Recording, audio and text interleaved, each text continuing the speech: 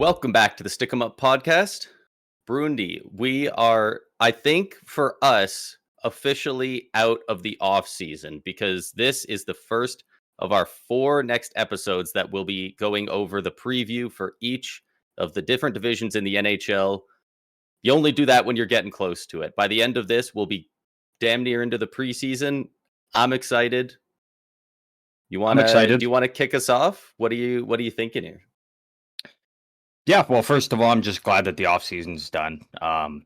Super boring offseason, absolute garbage, and just ready to get back into NHL games and training camps and all that. Everything's already kind of slowly starting to get underway. We're starting to see some PTOs already getting signed. We're starting to see some players talk about their expiring deals and what's on the horizon for them. We're seeing guys start to focus as well on towards the Olympics and doing what they can to make their respective teams for their countries and whatnot. So everything's starting to ramp up. But yeah, today here you can tell by the title. This is the first of our four divisional breakdowns. We're going to start with the Metro here. Pretty simple. We're going to go through the teams in order of how they finished in the standings last year. So obviously, we'll be starting off with Washington, working our way down until we get to Philly at the end. And we're just going to start with the team.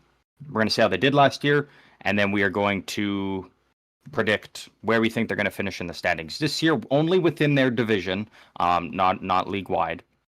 Right. And then just talk about them a bit.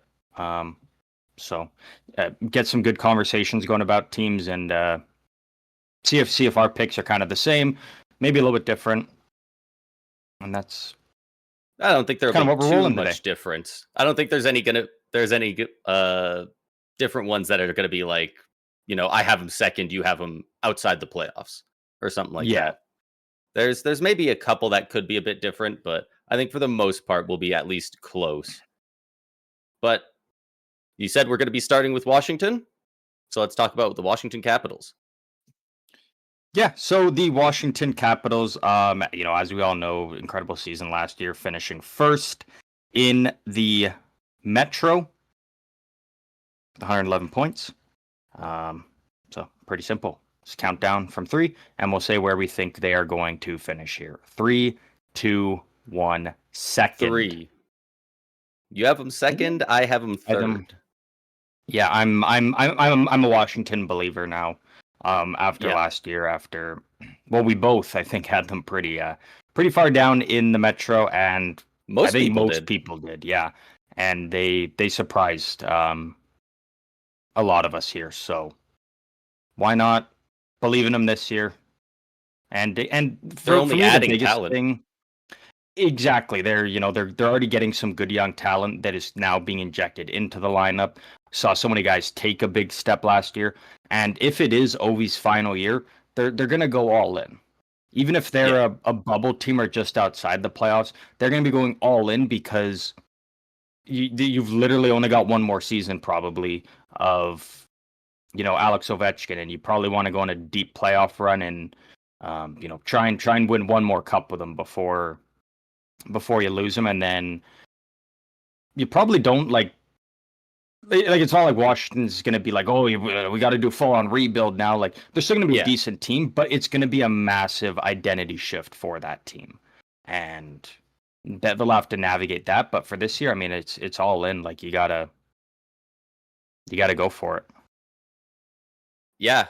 No, 100%. Like, it's funny because I'm sure they had some type of identity before Ovi, but that was kind of before our time. We didn't really know about them before Ovechkin, and like the team's been around since the 70s, and their entire franchise's history is defined by this one player. So it will be very interesting to see what happens to them, and kind of who takes that next mantle and whatnot once he's moved on from them, and whether it's retirement or go back to the KHL or whatever. So it'll be really interesting to see. But yeah, they just took such an insane step last season out of seemingly nowhere. And it makes sense looking at a lot of their lineup. But at the same time, they finished second in the league, third in the league, something like that. Yeah, And well, top team in the East. yeah, and they, their lineup looks good, but it doesn't scream that good. So I do have them dropping down to third. I do think they still make the playoffs, but it really is crazy how well they did, because they weren't just like, eking out games constantly and stuff like that. Like they were dominating play. They were really good. Yeah, they really were, and it's a large part to do like Dylan Strome now. He's no longer kind of he's expected going into this year to be a point per game player again. Yeah. He's shown he can do, and that's kind of where he's at. That's expected of him. Alexei Protas, he took a huge step last year and really surprised a lot of people. Pierre-Luc Dubois kind of revitalized his career. It looked like after just kept going downhill. One and done in LA and kind of just getting dumped off to Washington before his no movement clause kicks in. He had a phenomenal year. You're now going to have Ryan Leonard come in, who I think is going to be one of the better prospects and what's going to be a great rookie class this year. And a really big one is Jacob Chikrin coming in on the blue line. Yeah. We knew he was going to be good when Washington got him. We knew he was already good, but he really kind of just hit that next level in Washington and really kind of cemented himself as up there as an elite defenseman in the league, and he's going to be heavily relied on again to to be playing up to that standard again this year. But again, it's a team that kind of just gets it done by committee. It's you're rolling your lines, you're rolling your defensive pairings, and you're gonna have solid goaltending between Thompson and Lindgren, who is a cheap tandem but also a really good tandem.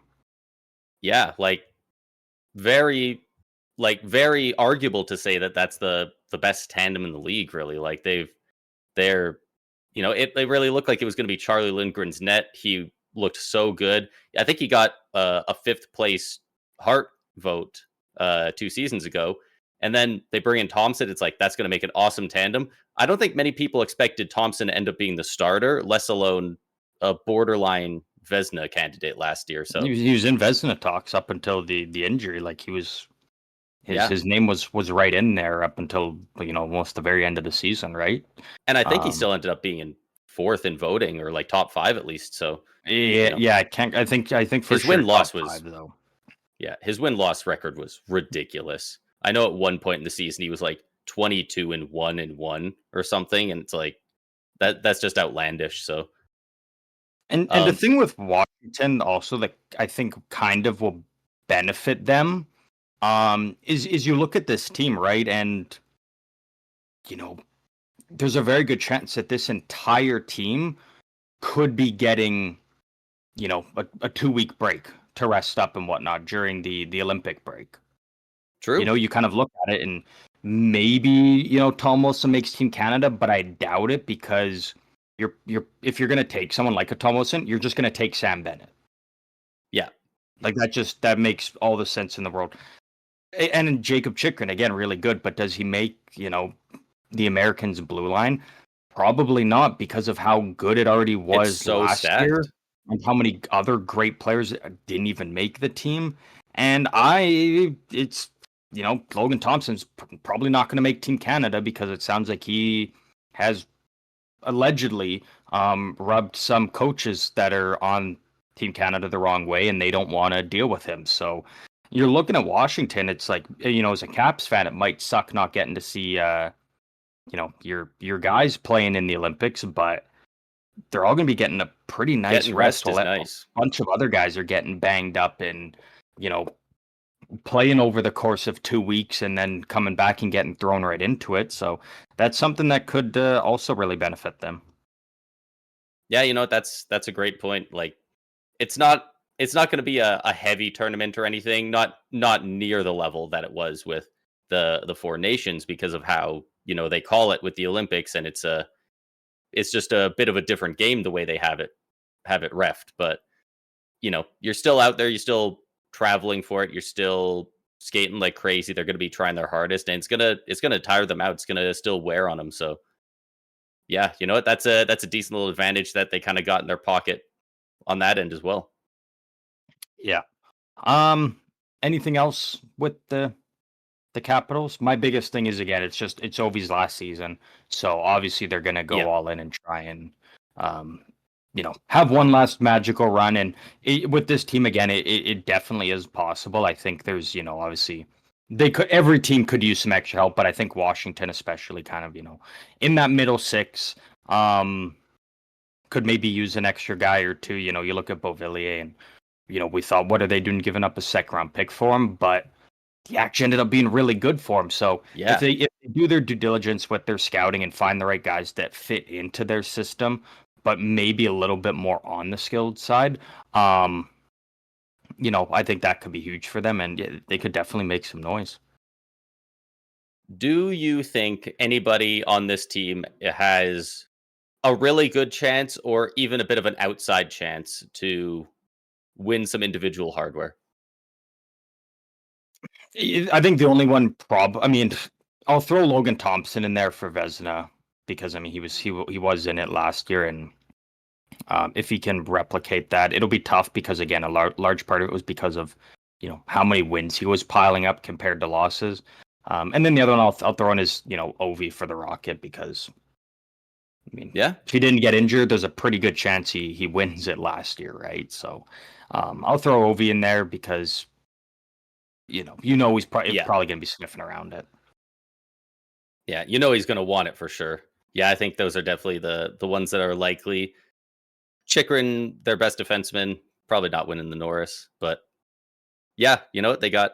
Actually, you know what? I do think Pierre-Luc Dubois got a couple of Selke votes last year. I don't think he's likely, but He'll a bit probably of get a votes again, but dark horse. Barkov's right in there, Reinhardt, Cirelli, and voters are foaming at the mouth for the opportunity to finally give it to Heischer. So it's kind of an award that's kind of locked up right now. It feels like for the next Yeah. couple of years between a group of 4 or 5 guys.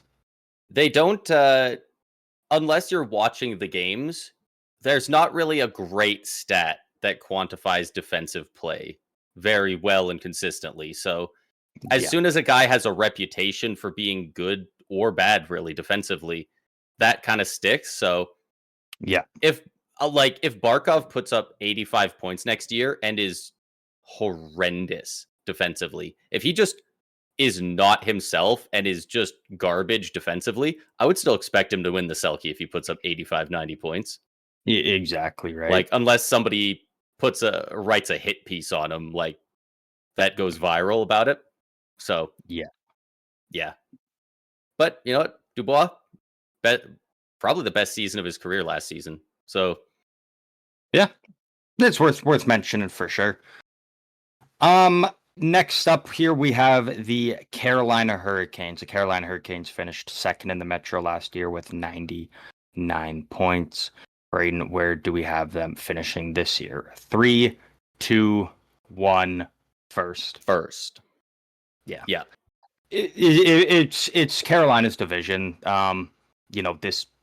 This season it feels like mainly because they finally actually added something big to their top 6, and that being Nikolai Ehlers, who I think fits in very well with Yeah. what they're doing. Yeah. They've got, man, this team, like, we are at the point, and I think we've been at that point for 1 or 2 years now, where people are beginning to write them off as, yeah, they'll make it to the second or third round and they'll get bounced, whoever they face. Like, doesn't matter who gets there, they'll get bounced in the conference final at the latest. But Yeah. man, this team is, I don't want to say bulletproof because they haven't won, but like they don't have a weak point anymore. Every time they have one, they really start to lock it up. Like I'm looking at their forward depth and like It's not their forward depth for me. It's not the defense, but it is the goaltending.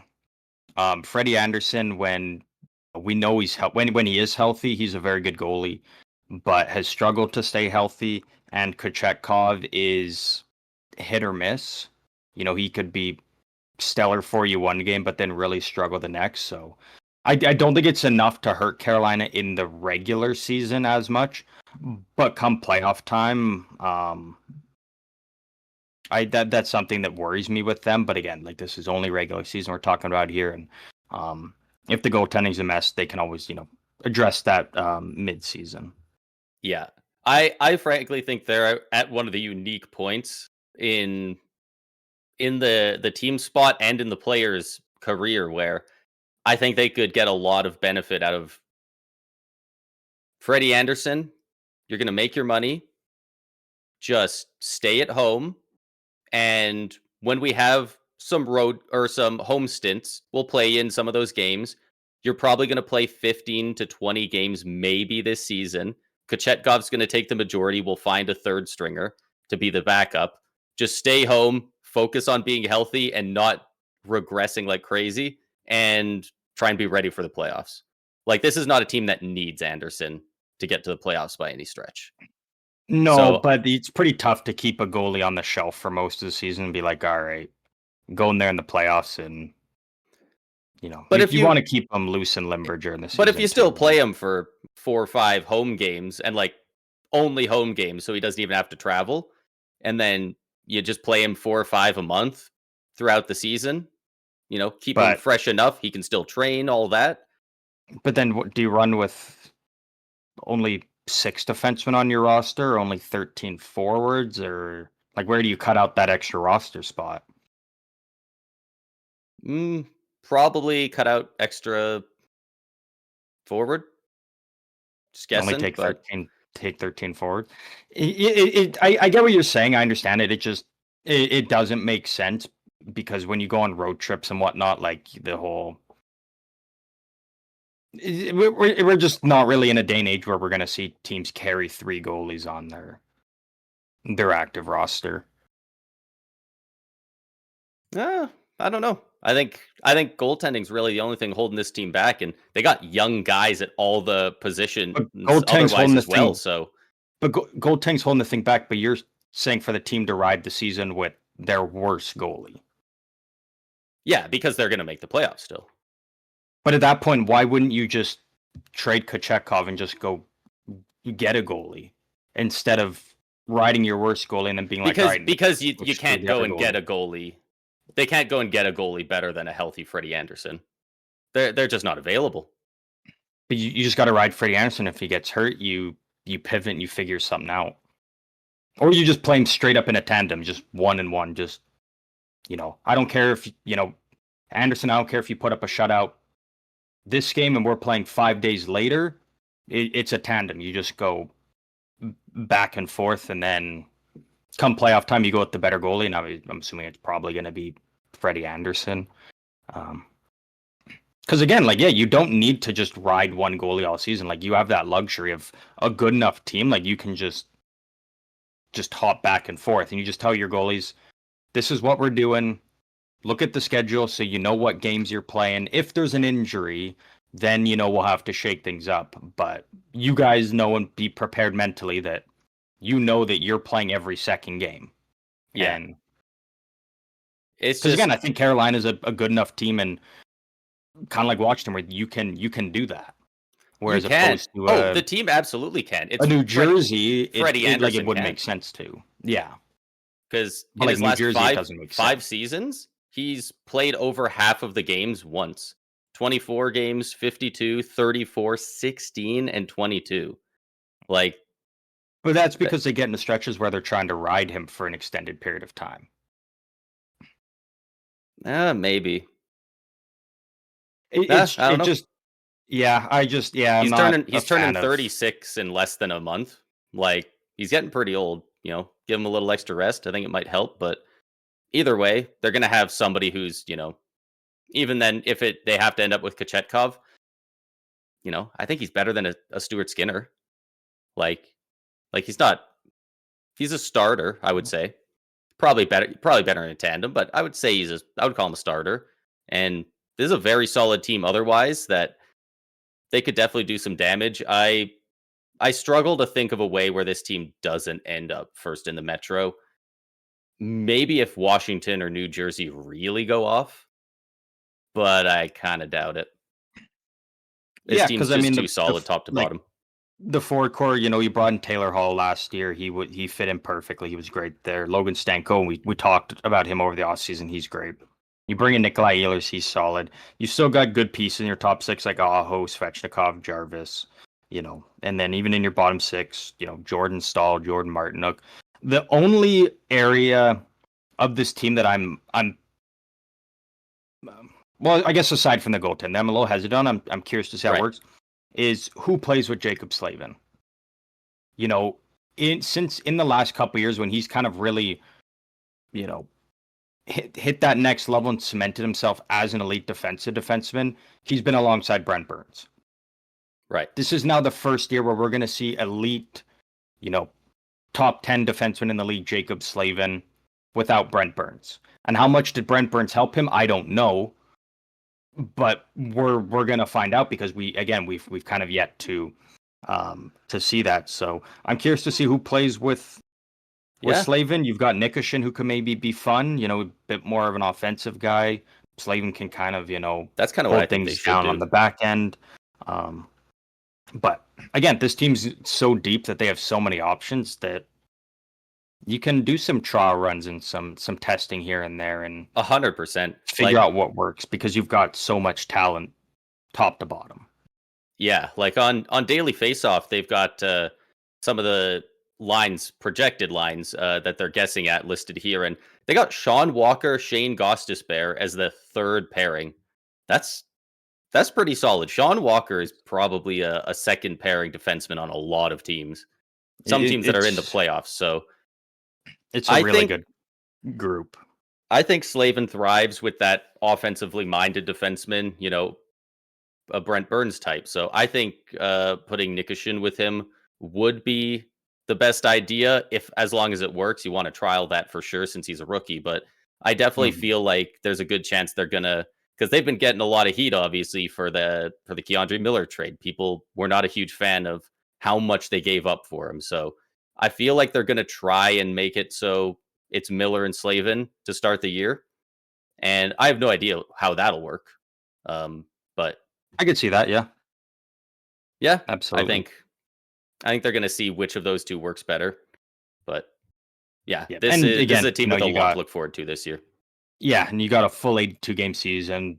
They're for sure going to be a lock to make the playoffs. And if you got to spend the first, quarter, third of the season trying things out and figuring what works and figure out the way to shape this team to be dominant, then do it. Because again, you've got so much talent, so many guys that you can play around with a bunch of different combinations, and probably a lot of them will actually work really well. And once you find those ones that just click and it's just working right, you just roll with it until otherwise. So, yeah, I feel like Carolina's just a pretty easy lock for number one in this division.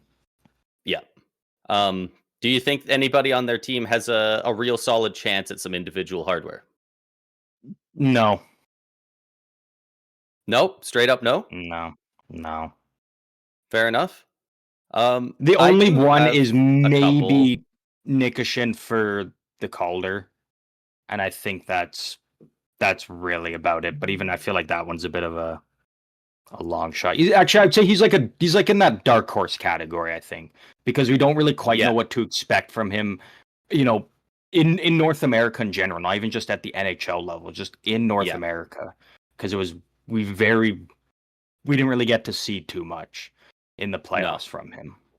Yeah, he's one of those guys that's like actually a dark horse, meaning he's like probably in that 7 to 10 range, probably for best odds, something like that. Not a guy like you pick the guy outside the top 50 and be like, oh yeah, he's a dark horse. Nah, he's just not likely to win it. Yeah. Two other I'll throw out just because I don't really see him happening, but it's possible. Jordan Stahl for the Selke. I think he came in second 1 or 2 years ago for it, which was surprising to me back then because I mean he was playing third line minutes, but he's got the votes in the past, and they love giving votes to the same guys for the Selke a lot of the time. And Jacob Slavin for Norris. I don't know when we're going to see it, but at some point we're either going to see a new trophy for defensemen, that is for points and the Norris transfers to being a defensive thing, or we'll see the Norris continue to be almost the Art Ross of the defenseman world, and we'll see a new defensive trophy. If we don't see that, one of these years, these voters, I swear, they're just going to snap and they're just going to pick Slavin over Cale Makar when he hits 100 points or something. I feel like there's Maybe talk one more day, every but year. I don't see it happening, but you know what? I could see it maybe down the If road. Slavin puts But up 50 points and is Slavin defensively, I could see him having a top 3 finish. yeah, I didn't really throw them out there because again, yeah, I don't think we're at a point yet where the voters are gonna do that. So, and again, you just I look feel at the like they guys that are want gonna to, be. but either Makar or Hughes is just undeniable. Well, and then it seems like also Trading every off year year there's in, year like out. someone who kind of has a breakout year and puts themselves kind of in that conversation. Like even last year, look at what Werenski did, and Jacob Slavin was Jacob Chikrin was getting lots of talk about him and whatnot. And so Thomas again, Harley. maybe one day, but yeah, I didn't quite Thomas Harley even. He might very well be the guy this year that is up in that top 5 because he just has a breakout year.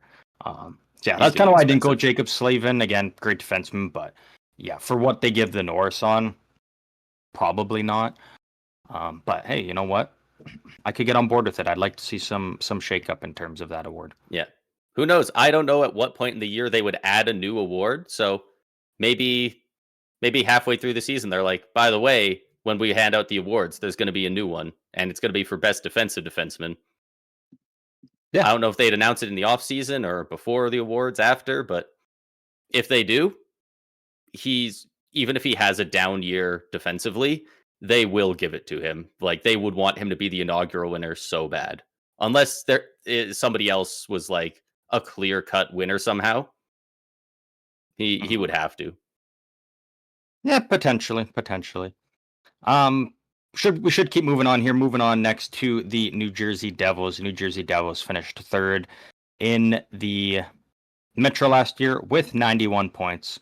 We'll count it down here. 3, 2, 1, third. Second.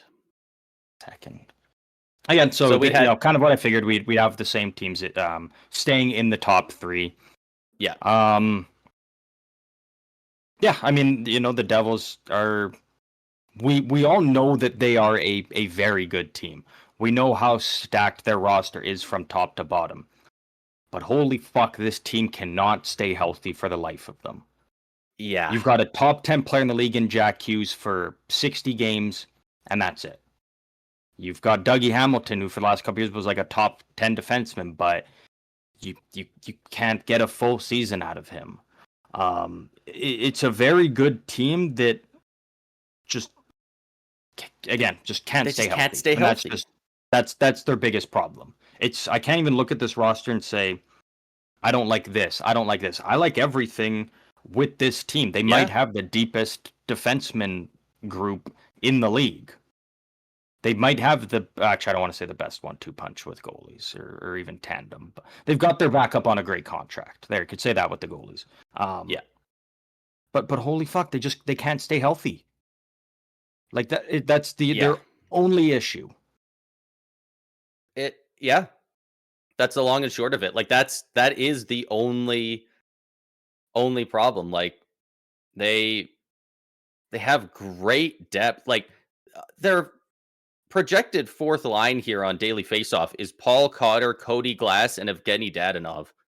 That's a really good 4th line. Like there's plenty of teams out there in the playoffs that their 4th line goes out there and you don't know any of those names. I at least know these players. Like they're not shoving rookies in just to fill out the roster. So like they've got that. They've got 7 or 8 NHL caliber defensemen. And, they got guys like Luke Hughes and Simone Nemec who are young and probably going to get better this season. And Seamus Casey, even he's still around there Seamus too. Casey, he was great last year. Luke Hughes still currently unsigned, is still in RFA. We're waiting on a contract. For him. Is that extension or a contract for this season? Contract for this year. so he He's still can't play currently an until he unsigned signs. RFA. So Yeah. sounds like he wants a 5-year deal to match his brother, and they're wanting to go long term with him. I mean, at the end of the day, As just they you got to should. get a deal done. If you're New Jersey, Yeah. um, the biggest thing I guess for me with New Jersey, is Timo Meyer's got to figure it out there. Um, the Consistently as the well. the big trade they kind of made when they were starting to come up, and they got him from San Jose, and he has not even really sniffed the numbers that he's put up in San Jose. In San Jose's career high in goals, 35 goals, 76 points. New Jersey is career high in goals, 28, and last year put up a career high as a member of the Devils, 53 points. This is your highest paid forward, and can't put up 30 goals, is barely putting up above 50 points. He definitely did get better once he was getting more, power play time, especially under Sheldon Keefe and whatnot. But even then, the numbers actually fell off this past year. The year before, 28 goals, 52 points in only 69 games.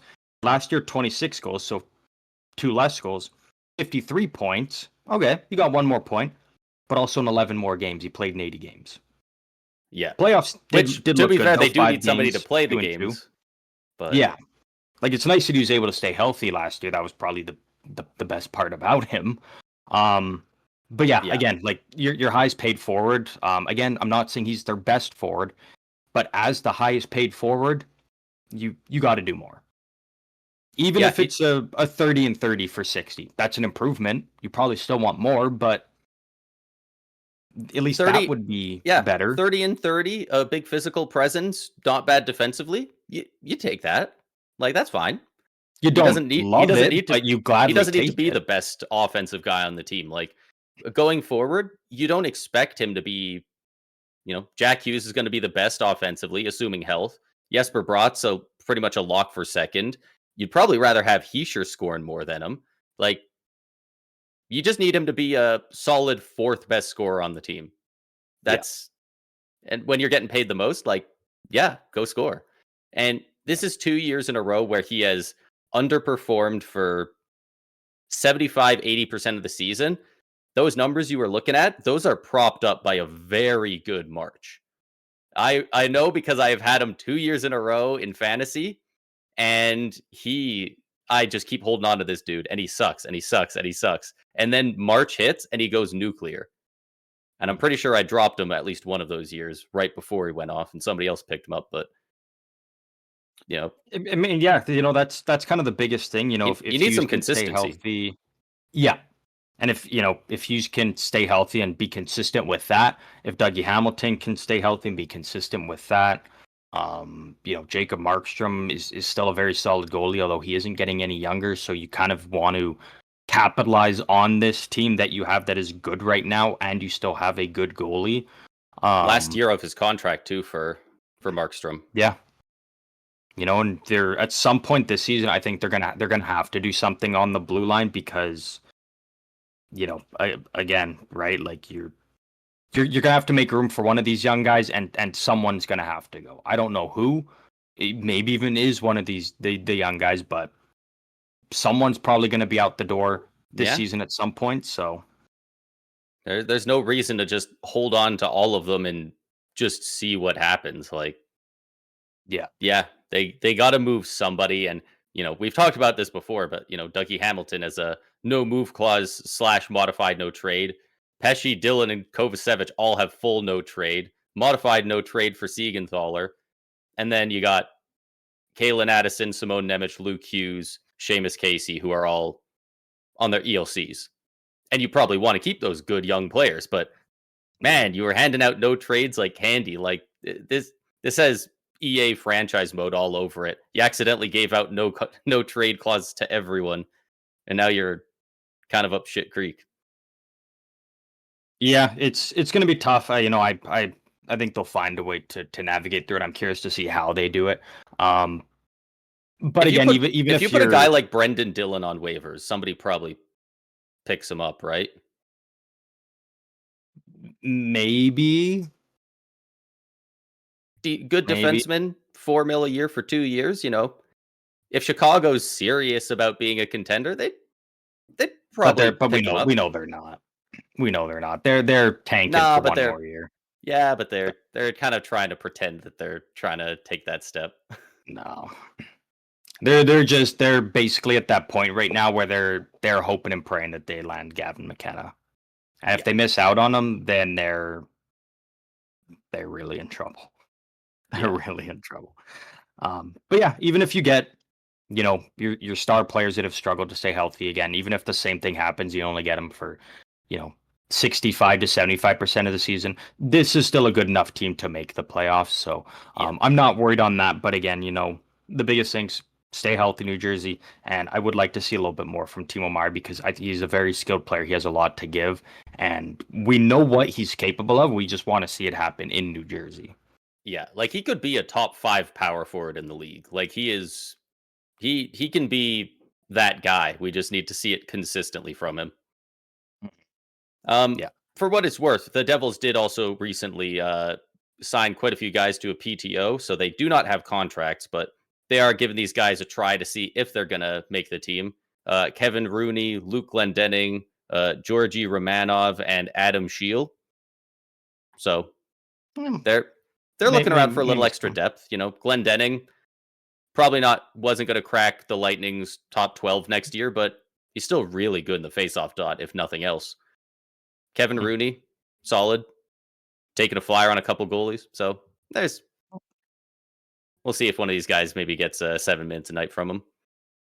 In terms of potential awards, I mean, the only ones I can go with for them is Jack Hughes for a Hart if he stays healthy. He's one of those guys that's more likely to get a Hart than an Art Ross right now, it feels like. Yeah, exactly. And I wouldn't be shocked if he got an Art Ross, but it would be more likely to get a Hart because he would be carrying that team a decent bit, despite them having this much depth. Yeah. Yeah. I don't really have anything else. Hischier for the Selke. Oh, I guess, yeah, Hischier, obviously, because, yeah, kind of the layup for that one. Well, that's it for New Jersey. We can move on next to the Columbus Blue Jackets. Columbus Blue Jackets finished 4th in the Metro last year with 89 points, just missing out on the playoffs from catching New Jersey by only 2 points. Braden, let's see where we have the Blue Jackets finishing this year. 3, 2, 1, 5th. 4th. You got him in 5th. I got him in 4th. I figured there was a good chance I would have them one higher. That was one that I kind of suspected. Do you have them making the playoffs in that spot? I do. I have them making the playoffs. I have the team in 5th not. So I did go for a 4-4 split this year. I don't feel great about it because the Atlantic is nasty with talent right now. But you know what? Maybe it's just because I want it to happen. But this Columbus team is finally starting to come into their own. And they've got, guys all over the place are having career years. Sean Monahan, that might have been his best year yet. Kirill Marchenko and Zach Werenski obviously were huge last season for him. Yeah, like even he didn't have a phenomenal entire season, but the limited games we saw him in, looks like they got a sneaky good goalie coming up in Jet Greaves. So I'm very interested to see how this team performs because this feels like one of the most volatile teams in the league this upcoming year. Like they could, if they get real good performances, Boone Jenner was out 80% of last year. They get solid games out of everybody. I could see them as high as 3rd in the Metro. I wouldn't be insanely shocked if they dropped to 6 or 7. Yeah, I think the Metro's kind of the division that I think is going to be really kind of close in the middle. Where it's probably going to be kind of the same thing coming down the stretch of the season where you kind of got teams jumping over each other and all kind of in the fight, maybe aside from like one team who's going to be at the bottom. But it's going to be very competitive, and I have them finishing 5th, but I don't have them like like that far back. Like they could have easily been four for me, potentially even third, because there's not a spot of the team that you look at and you're like, I don't like that. Their forward core was solid last year. It's young and it's only getting better. You're already seeing you know your your foundational pieces that you're building around take that next step and continue to get better. Zach Werenski's, I think, finally officially cemented himself as, one of the best defensemen in the game right now. I don't love the Ivan Provorov contract, but contract aside, he is a very solid second pair defenseman. Dante Fabro looked great since coming in. Denton Matejchuk is going to be fantastic on the blue line. Jet Greaves, like you already mentioned, like there's a lot of things to like with this team. It's just they're kind of in that cluster of teams that are kind of like basically on that same level in the Metro, and that's kind of why it's a dogfight between these guys. Yeah, and it even really is spills into the Atlantic. Like the entire East just has quite a few of those teams. You got your top teams. The Panthers, the Lightning, the Hurricanes. They're probably all making the playoffs. But then you have all these teams fighting in the middle. The Canadians, the Sens, the Red Wings, the Caps up until last season breaking out, but the Blue Jackets, depending on how healthy they are, the Devils. Like there's so many of these teams that are just in and around that fight that uh only a certain amount of teams can get in. So it's it's hard to tell with a lot of those middling ones in the East, but Hmm. this team has had enough guys take a good solid step last year, and all those guys are young enough that I think I think they make it.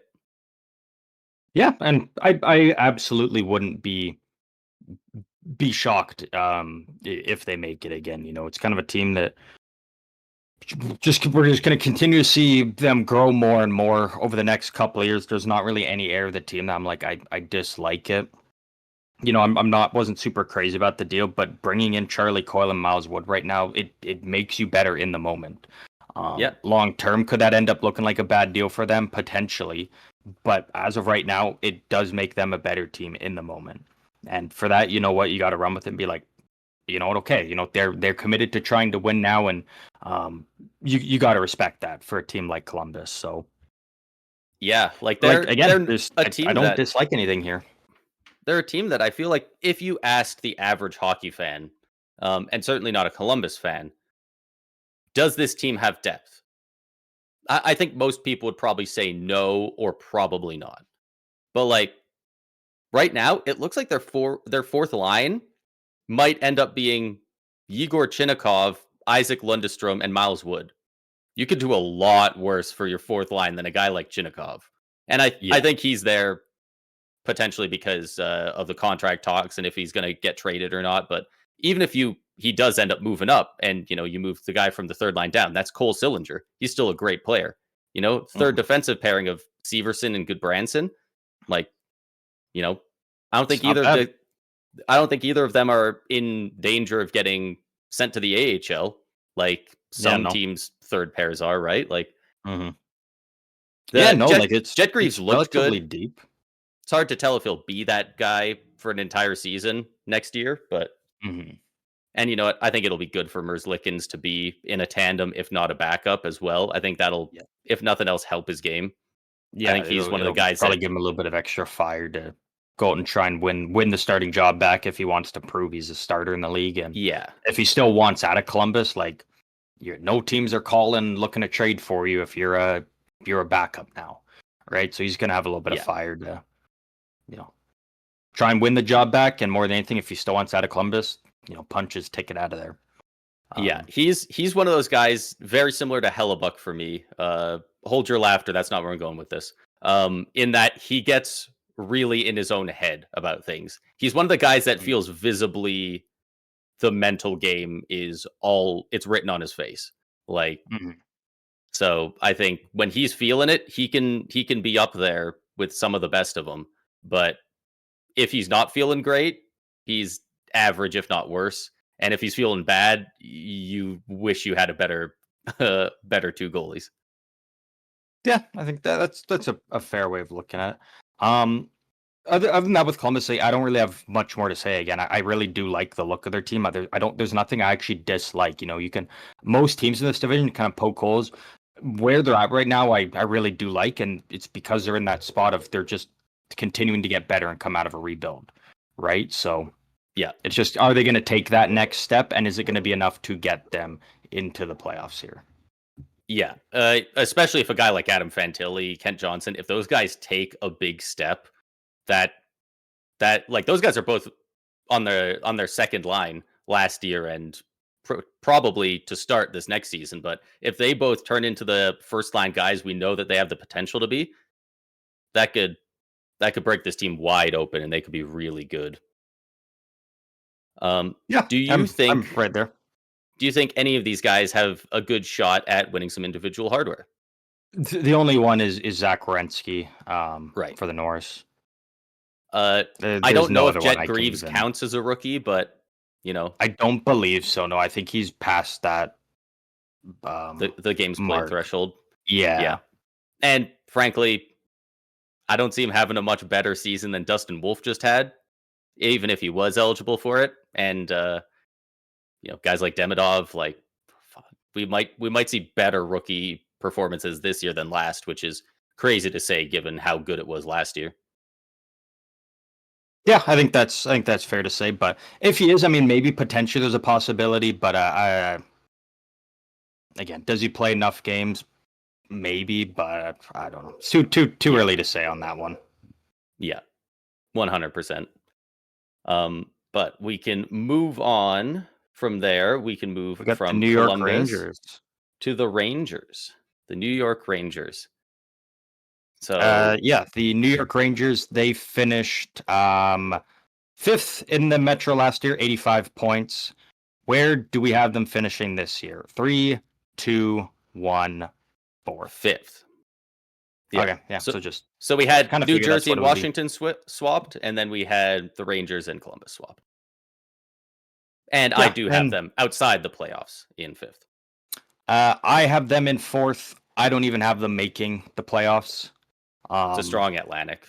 It really is. I think that was a bit more of a heart over head pick, but I'd love to see Columbus sneak into the playoffs. It's a fun team. I 100% would too. Like, don't get it twisted. I'd much rather see Columbus in the playoffs over the Rangers. But looking at the Rangers, I think having a full season of JT Miller is going to really help, because you were kind of fucked last season with Vincent Trocheck and then Mika Zibanejad. Trocheck's still great, but Zibanejad is kind of really struggled, and now at least having JT Miller and having that solid 1-2 punch for your centers again is huge.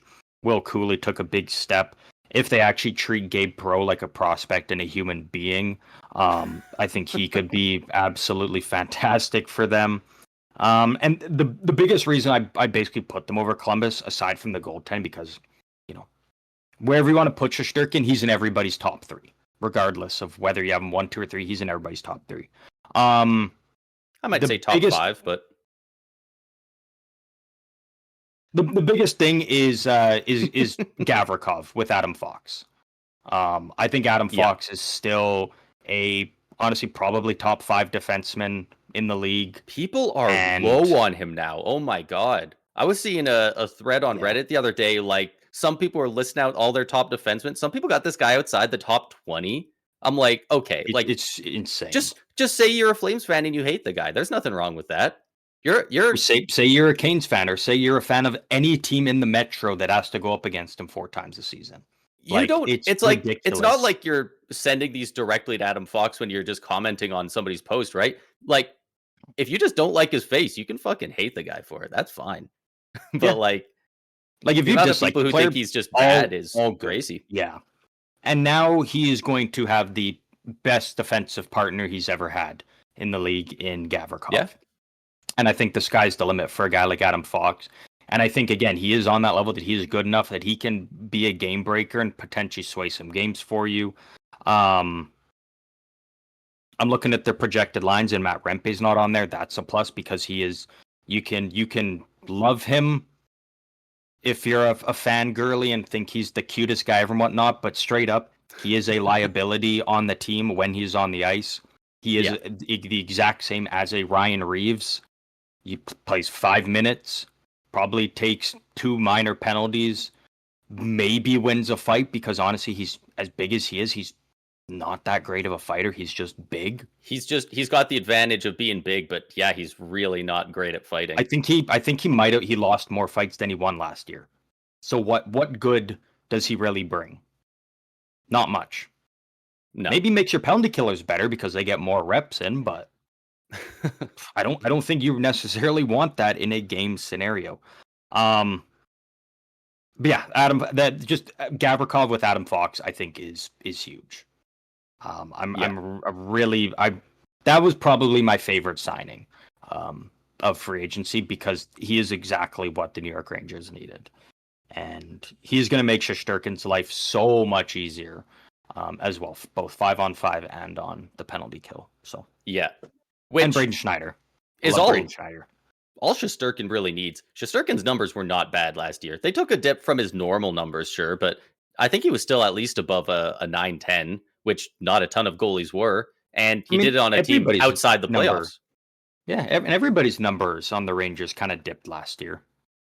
Yeah, it was just kind of one of those weird years. It kind of sucks that they lost Chris Kreider. I think Trocheck's solid. Panarin, he's going to at least be 85 points.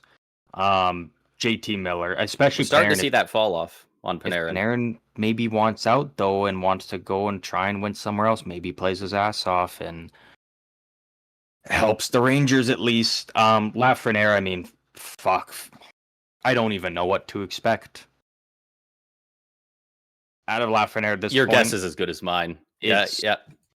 He could put up 80 points, and I wouldn't be surprised. He could also play 82 games and put up 10 points, and I wouldn't be surprised. Because it's so all over the place. Every year, every game, every shift. Like, it's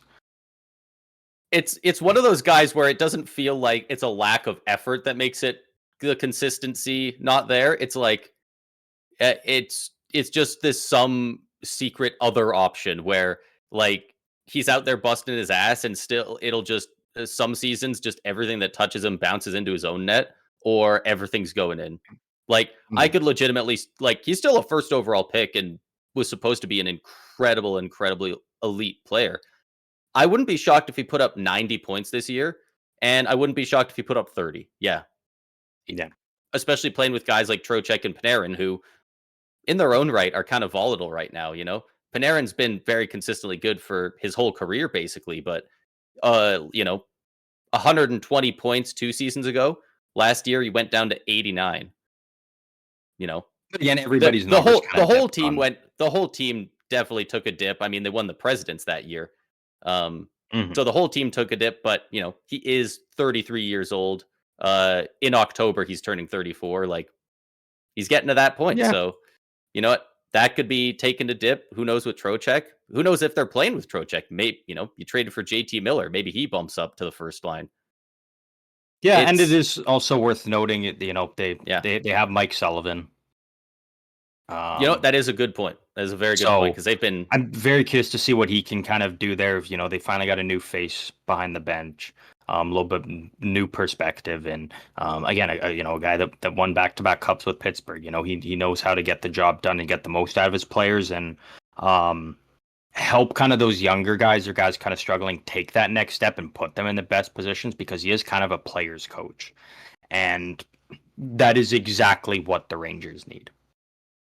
Because it has just seemed to be such a mess over the past year and a half that I think it'll be nice to have a guy like Sullivan there, and I think that can do wonders for some of their guys, especially their younger guys.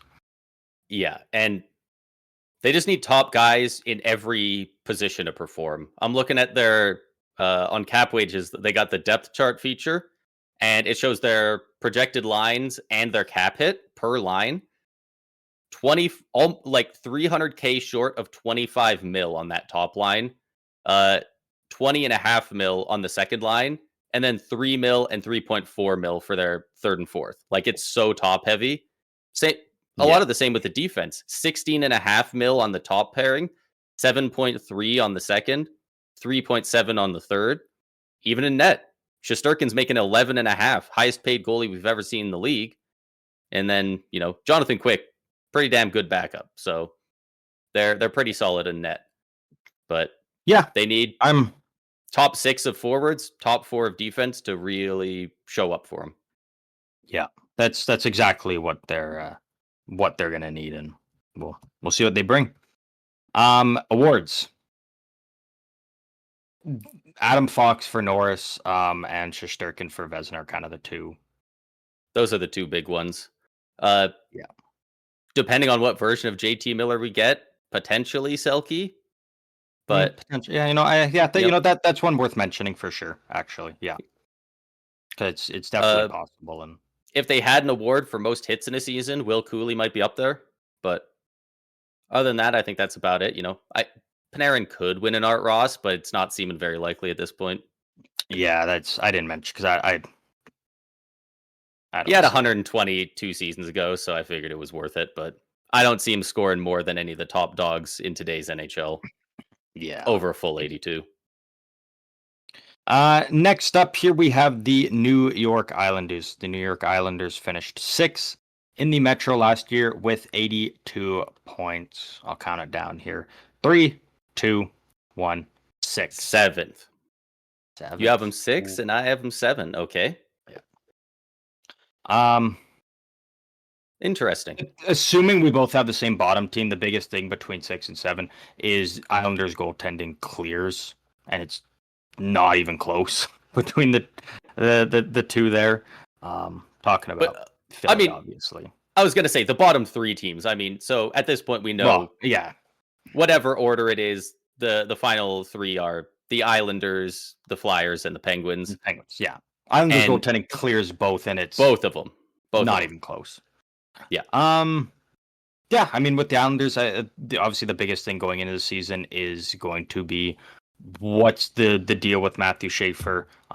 Is he going to be playing, in the NHL all season long? Is he going to go back to Erie? What's, the road they take with him? Does it come into play where he can go and play in the AHL?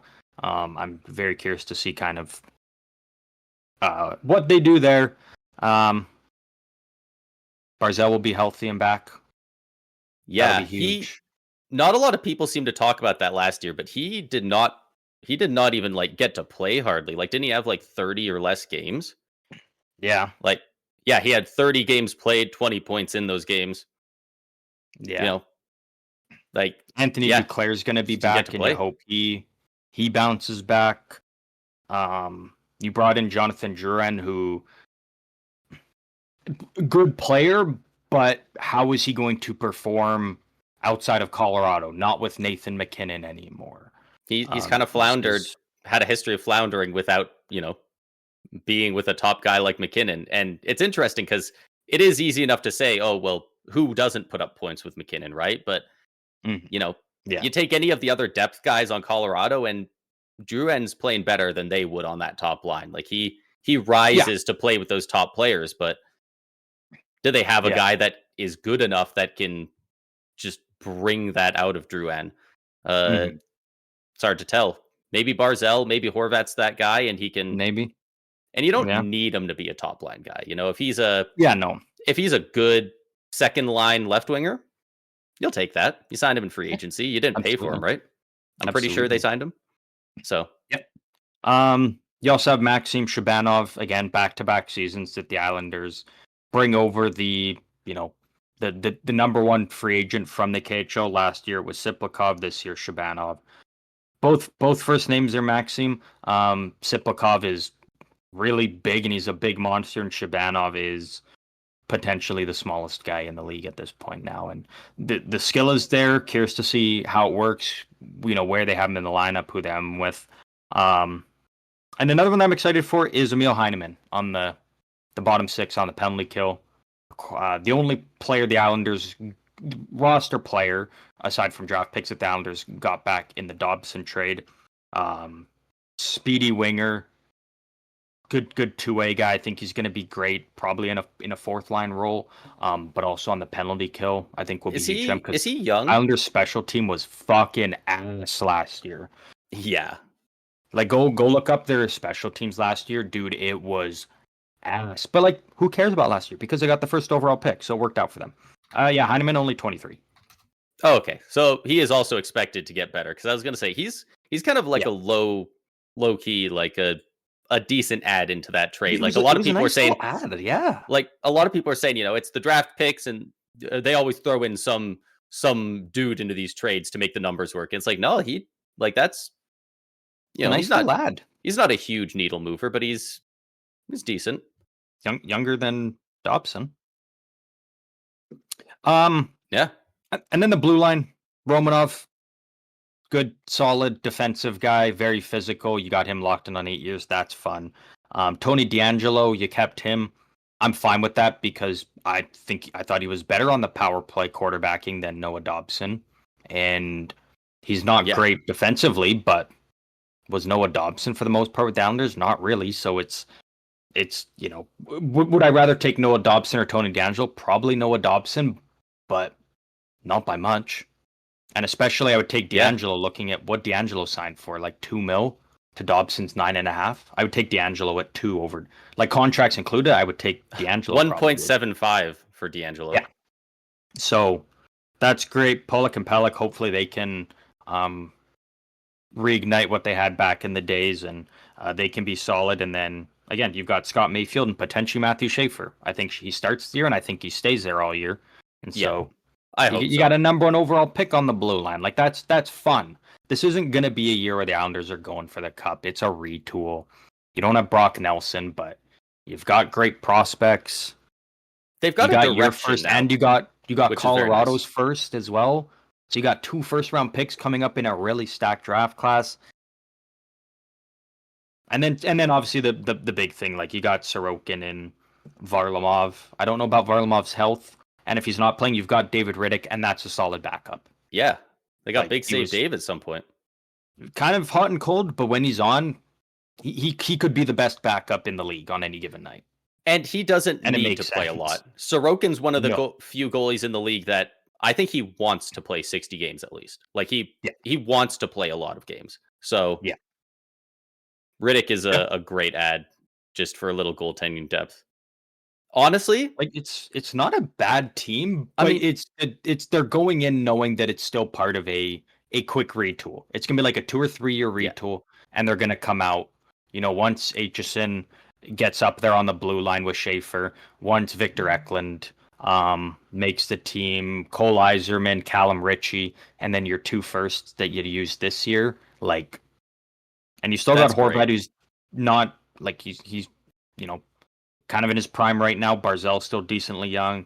Shabanov, Siplikov, Holmstrom, Heineman. Like, maybe you move on from Palmieri this year. Maybe you move on from Lee, Pajot, maybe Cizikas, and you kind of really enter that next era keep of going Islanders. into that. Yeah. So, again, are they going to make the playoffs? No, but I think Islanders fans are happy that because they have a direction. Yeah. I would not know what to say about this team if they didn't have Schaefer. The fact that they jumped up that high and got that first overall pick really is now you have to build towards the future, Don't pretend that you're still a playoff contender and then just wait for him to join. Like that's how you end up with what the Rangers are in right now. But yeah, like this team has a very bright future and the way Matthew Darche is building this team, I'm already looking at it, and I think the core that the Islanders are building here, they're going to win a cup one day. And it's going to end up being, and again, like it's like, oh yeah, because they got the first overall pick, but winning the draft lottery is going to be the moment that everything changed for them. Because if you didn't, you don't have Victor Eklund now, you don't have Aitchison, you don't have Matthew Schaefer, because you're keeping Noah Dobson. Yeah. You're signing Noah Dobson to the 11 mil that he wanted to stick around with the Islanders, and you continue to be mid. And maybe squeeze into the playoffs as a wildcard team, you get bounced first round. You maybe win a round, okay, well, you get bounced second round. Or you just missed the playoffs, so you can't even jump up to first overall pick. Like, the fact that they won that draft lottery, again, just completely changed their entire direction. And again, bringing Matthew Darche like over a Ken Holland with what he did in LA Yeah. already. A Bergevin, like they literally did everything completely perfect in the offseason, in my opinion. Like it was Yeah. truly, it's truly fantastic. And I think as an Anders fan, you can be happy if you're not in the playoffs next year because you finally have a vision They got of the plan. where they're going. Yeah, and that's huge. Yeah. And That's frankly, huge. I think they have enough guys coming up. They have enough the prospects that you've mentioned that I don't know how many more they really need. I would love to see them, like, where did you have him? You had him 6th, I had him 7th. Let's say it's I don't know, let's be generous and say it's a 8 to 10th overall pick. Let's say they do a little Hmm. bit better. There's some teams below them. It's not a super good pick, but it's still pretty good. You Yeah. know, package that with I don't know if you need to package anything with 8th overall. Something like that is pretty good. Can you go 1 for I don't know, just pulling a name out of my brain, a Braden Yeager? Grab one of those prospects that's further You'd along. be getting more than Jaeger if you're giving up the eighth, I think, in this draft. Yeah, like grab a young prospect who's looked at as this guy's probably going to be pretty damn good, I but think you would use he's the not a Colorado guarantee. first. Use the Colorado first and something else maybe, and hold on to. If the Islanders do end up with a top 10 pick, you probably hold on to that one. So I Yeah, think like you can get a game breaker in the top 10 in this year's draft. yeah, But I like the process you're on though. Yeah, maybe you don't even just need like to use moving both your first. the prospect of next season up a few years by trading for a guy that's and More NHL ready. yeah, and then he kind I of like that comes in. process. Yeah. He can come in sooner with assuming Schaefer plays this year. If he doesn't play this year, he's definitely playing next year. You know, Hmm. because I don't think this team wants to wait too long, but if you do something like that, if you get pieces back for all those older guys, Anders Lee, Palmieri, etc., this team could be back in the playoffs in 3 years. Yeah. So again, it's gonna be a rough year for them, but again, I do like where they're at right now. I'm very excited to watch Shabanov play. Little guy, but again, the talent is incredible. So I'm very curious to see how that goes. And Yeah, obviously, again, Matthew Schaefer, great kid, incredible story, and a guy I definitely want to see thrive in this league, and I think he's going to. In terms of awards, is Shabanov eligible for the Calder, or is he too old? he is 24 years old, so I believe he should still be eligible. Okay, so I'll go Shabanov for the Calder. Um, I don't. I think Schaefer is going to be decent, but I don't think he's going to be at that level of where Demidov's going to be this year. Potentially where Zeev Yeah, Boyum, a Zane Parekh. Like I think he's going to be very good, but I don't think that like the offensive numbers are going to be there. And probably wins a Norris in his career at some point or a couple. But this year, 18-year-old defenseman. yeah, It's tough to win a Calder as an 18-year-old defenseman. yeah. Like that's Maybe if very unheard of. he really is better than people think, and he like early in the season, like he has to do pretty early, locks up being the guy who quarterbacks number one power play. I don't even know if that's gonna happen, but if he does, like I could Potentially. potentially see it, but it's definitely an outside shot. And so I'll go Shabanov for Calder, and I'll throw Sorokin in there for Vesna because again, Yeah, we know he's one of the best in the league, and the potential's there. Do I believe that he does? Like no, because I don't expect the Islanders to be a great team. But again, Sorokin is a guy that can stand on his head and win the Vesna this year. But it's basically kind of like a dark horse, I would say, almost type of thing. I think he's a dark horse for the Vesna. Yeah, Yeah. Okay, so we'll roll with that there. Um, Next up, we have the Pittsburgh Penguins. Ready to do the Pittsburgh Penguins here? I'll count yes, it down sir. here. 3, 2, 1, 8. Yeah, yeah. Did you even The second guess front of it? the Penguins.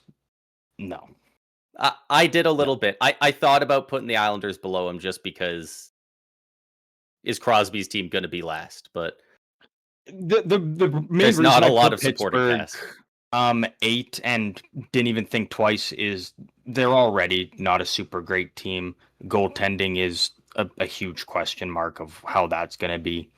And the biggest thing is Erik Karlsson probably is traded this season. Brian Rust is just rumored all the time to be traded. He could potentially be gone. Rickard Rakell, constantly rumored. Like, I think at least two of those guys are probably traded this season. And Pittsburgh is actively, trying to tank. Because how fitting would that be if, you're at the tail end of Crosby's career and then boom, oh, here you go. Now you got Gavin McKenna. Gavin McKenna can live with him like Crosby did with Lemieux. Like, yeah. Yeah. So yeah, I just think eventually Pittsburgh is going to sell off. I don't even hate the look of their team right now, but like it's just not deep enough.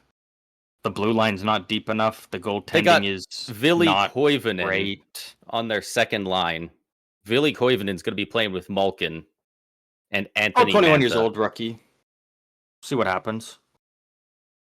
They just don't have a lot of guys there. Matt Dumba, Owen Pickering on the third pair. That's pretty rough. Yeah. Again, it's Pittsburgh's at that point now where you won your cups with your guys. I don't know if they're going to trade Malkin or if they're just going to let him retire after the season as a Penguin. What's going to happen with Chris Letang? I think Crosby's sticking around. He doesn't sound like he wants to go anywhere.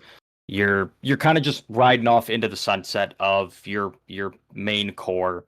You won your cups with, and eventually you're just kind of preparing for that inevitable rebuild.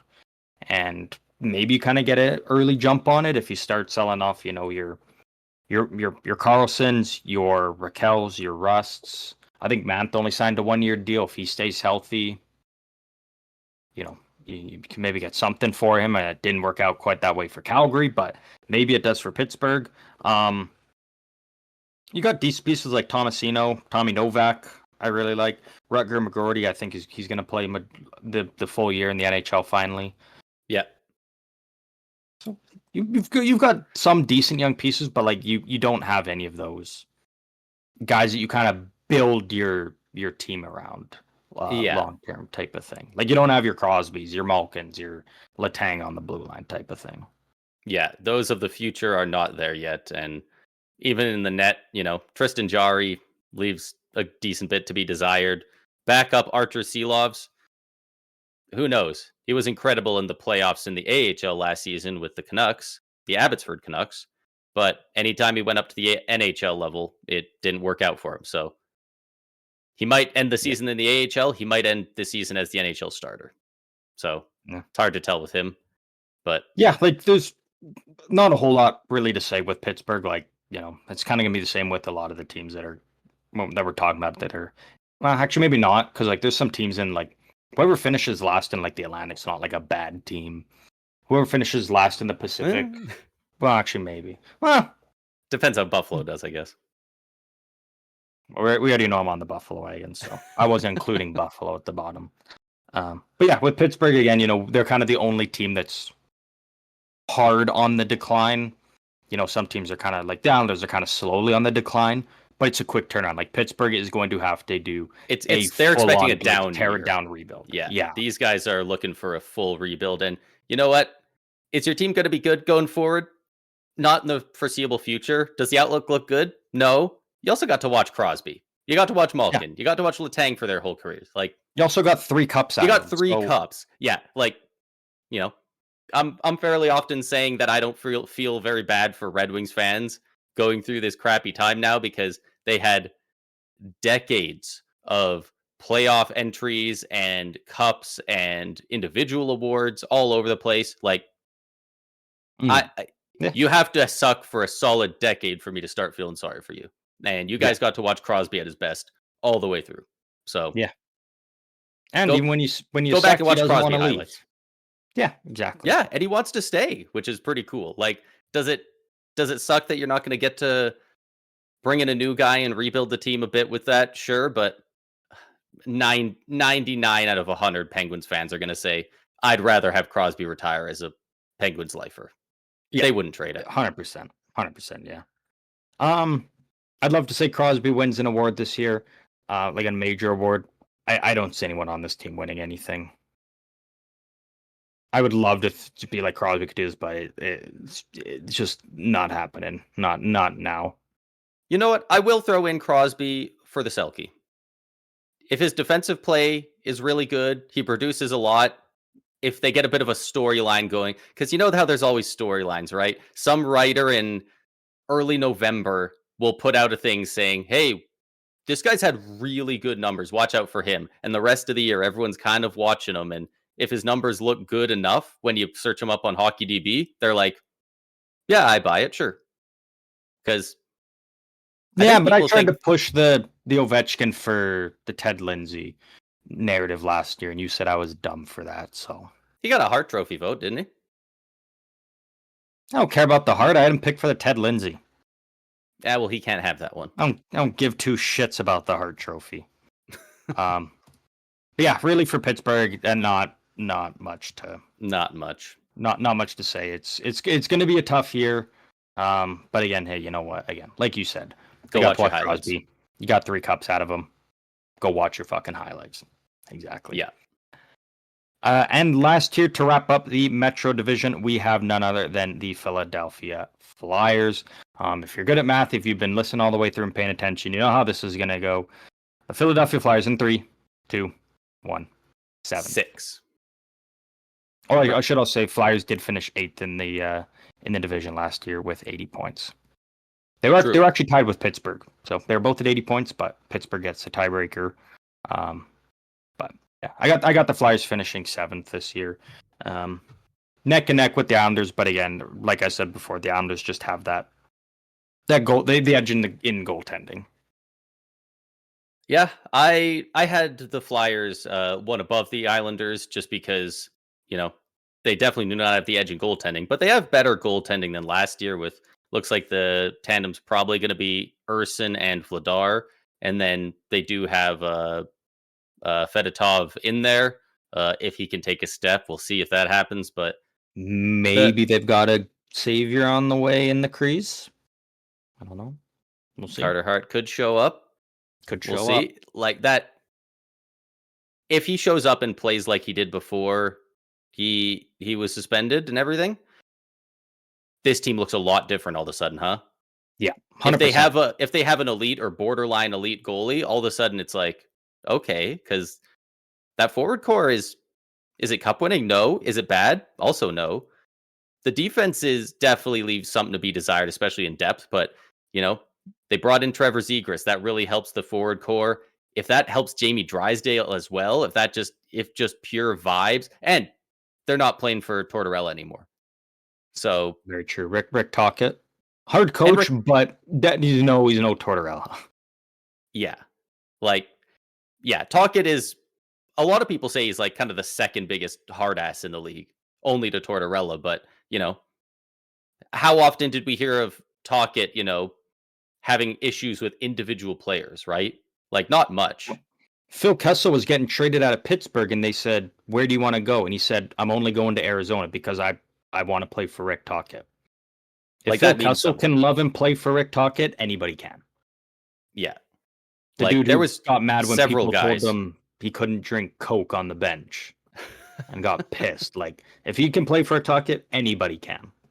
Yeah. And Vancouver loved him. The players loved him there. Yeah. So if they can bring those vibes in, you know, Sean Couturier can stay healthy and be back to a bit of himself a little bit. They got guys like Michkov. Zegras, I think, is going to have a really good season. He was buried in depth. It's going to be a good year for Zegras. Yeah. Michkov was buried in depth over there, and he was playing for Cronin as well, a not great head coach over in Anaheim. So I think he's going to have a lot of opportunities. Konechny looked great last year. I think Travis Konechny is one of the most underrated players in the league. I was just going to say the same about Owen Tippett. Like Owen Tippett, super solid. They could definitely use a little more center depth in having Noah Cates and Christian Dvorak as their second and third center. But I'm still assuming not terrible. Maybe Zegras is your second line center. Yeah. And then you move maybe Dvorak to the third line center, maybe even just the wing. If you want to keep Noah Cates there as your third line center. Because then you still got good pieces. Like you've got Bobby Brink down there, Tyson Forster. Like you've Delorier got is one of the toughest dudes in the league. Garnet Hathaway in his own right is also up there. Like, yeah, I don't know and who like Rodrigo Abols is on their fourth line listed here, but never heard of him. he's got some Never real heard of him. tough guys surrounding him, so that's cool. Yeah, like it's got to make you feel a little bit bigger. And on the blue Sanheim, line, I York. mean, Travis Sanheim, Beast, York, probably going to be way better without Rick Tocchet there. Jamie Drysdale, like you mentioned, probably, a little bit better, at least just based on the pure vibes of Zegras being in town with him finally. Nick Seeler, solid. Zamula, solid. Noah Juleson, but that's not including Ristolainen in here. So True. It's a decently good team. It's the goaltending that scares me a bit, and the center depth isn't crazy. Yeah. But again, like if Zegras is a 65 to 70 point guy, if Michkov's point per game, Couturier back to full form, Konechny doing his thing, Tippett, Sanheim, Drysdale, York, like this is a team that could contend for a playoff spot. The goaltending is the one area that I'm worried about. But like if the team is playing so undeniably good and the goaltending is just fucking them, Briere's gonna go out and he's gonna go out and grab a goalie. He's gonna pull the trigger and make a move to go out and get someone. Because he's not gonna watch his team play great and bust their ass all year, but just get fucked by bad goaltending. Yeah. He's a pretty active GM that is always in the mix and everything. Which is kind of exciting as a Flyers fan. So if the team is playing good enough, but the goaltending is not there, he will make the goaltending better. Yeah. But if the team's playing like ass and the goaltending's playing like ass, he's not going to do anything. He's going to be like, then you don't need to. Let's ride it out, and maybe Carter Hart will get reinstated and he'll come back or something. But if Carter Hart can't come back, but the team's playing good, he would beef up the goaltending if needed. Yeah. Just for the sake of it, since we already saw earlier in the episode that Jacob Markstrom is on his last year of his current contract for the Devils, do you think they bring him back? The Devils? Yeah. Like if he plays good enough, yeah. I thought he was phenomenal in the playoffs. He was their best player in the playoffs. And when he was healthy last year in the regular season, he was great too. So if they bring him back, they've already got Jake Allen on a great deal, locked up for another 4 or 5 years. I think he has a no trade as well. Then they just got a guy like Nico Dawes sitting there as an RFA, just hanging out as the third stringer. He probably fits a timeline for a team like the Flyers real nice. Yeah. I don't know what the trade would look like, but maybe a poke around at Buffalo. I mean, UPL fits their timeline, but also Devin Levi does. You've got UPL signed long term. You're going to have to make a decision eventually there, probably. Yeah. It's also something to consider. So, they got options. Yeah. And that's all without a guy like Porter Martone, who I believe is committed to college this next season. Yeah, I think Michigan State, so something like that.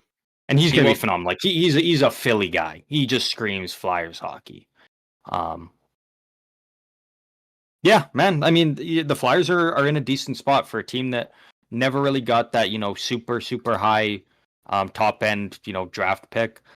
They've managed to put together a pretty nice squad, and they've had the luxury of, Michkov falls to them, Martone falls to them. Like sometimes that's all you need. You just need the third or second best prospect in the draft to fall to you at 6 or 7.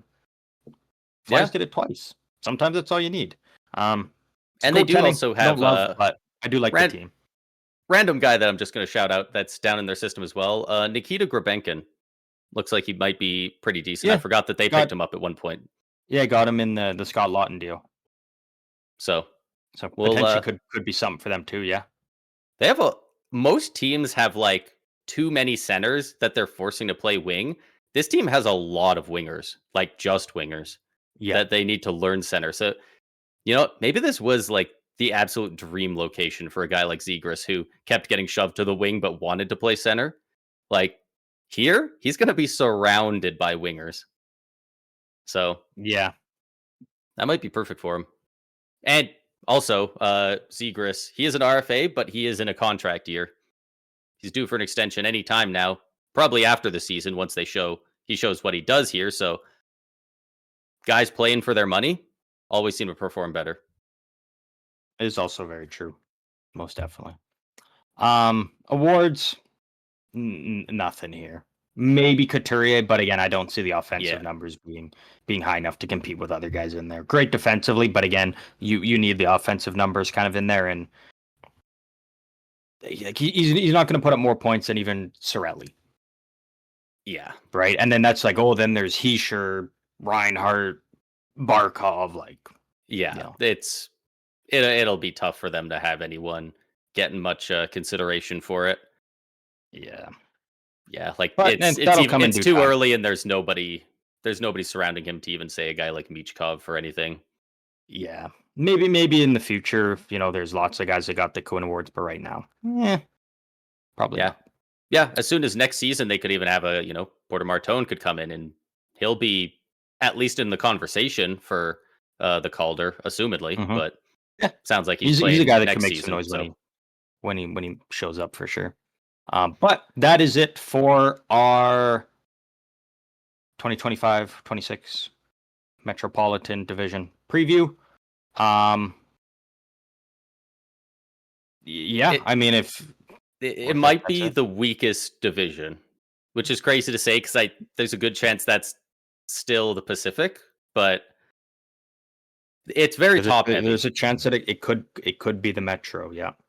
Yeah, Carolina, New Jersey, and Washington all looking real good. They got some middle guys like Columbus and the Rangers, and then Flyers, Islanders, Pittsburgh. They're all pretty rough right now, but at least most of them are looking to get better, and one of them had Crosby, so that's pretty good too. Yeah, exactly right. But that is it for this episode. We hope you all enjoyed. If you want to talk hockey, if you want to let us know your thoughts on our picks, predictions, or anything like that, you can do so during of our socials. Links to all of our socials are in the description across all episodes, across all platforms. And we have video. We are on YouTube. Full on video. So if you want to, put some, what's the saying? Faces to the voice, or voice to the face, or some shit like that. I think it's name to the face or something. Yeah, put a face to the name. Something like that. Some shit like that.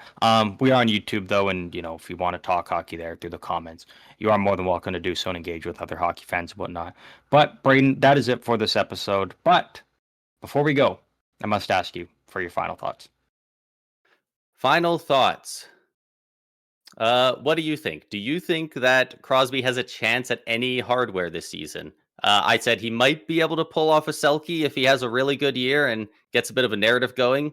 Brundy doesn't think so. Actually, no. Yeah, of course he does.